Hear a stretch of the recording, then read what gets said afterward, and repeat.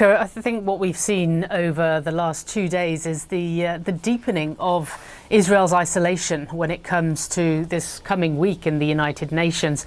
We have heard many countries in the past saying that they recognise the state of Palestine. We know there's well over 145 countries that have already agreed to this. And then the fact that you have these key countries from the G7, the first time countries like this have signed up to this formal recognition. Now, we did hear from the Prime Ministers of Canada, of Australia, of the United Kingdom on Sunday, all saying that this was, in their hopes, a way to pressure Israel to end the campaign in Gaza. And in a way, we heard from Mark Carney, for example, the Canadian Prime Minister, to be able to push Hamas to the side, and they can engage and empower the Palestinian Authority, who recognises Israel's right to exist and who has denounced violence.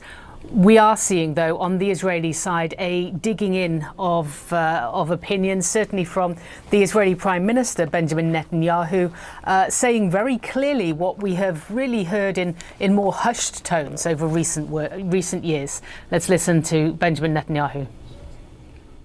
You are giving a huge reward to terrorism. And I have another message for you. It will not happen. A Palestinian state will not be established west of the Jordan River. For years, I have prevented the establishment of this terrorist state despite tremendous pressure, both domestically and internationally. We did this with determination, and we did it with diplomatic wisdom.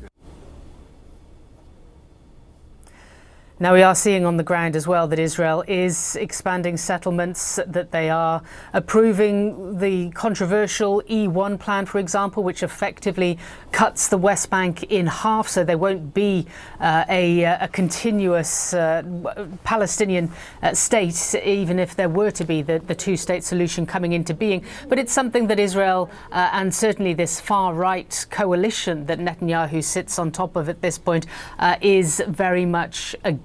Now, we also heard pushback from the Australian Prime Minister specifically on those settlements. Let's listen. We are seeing the Israeli government continue to provide support for illegal settlements and an expansion in the West Bank. We're seeing a catastrophic humanitarian crisis unfold in Gaza. The idea that Israel is just sitting back waiting to negotiate is not what is happening here. This is about the world saying enough is enough. We want peace and security in the Middle East. This is Australia playing a role.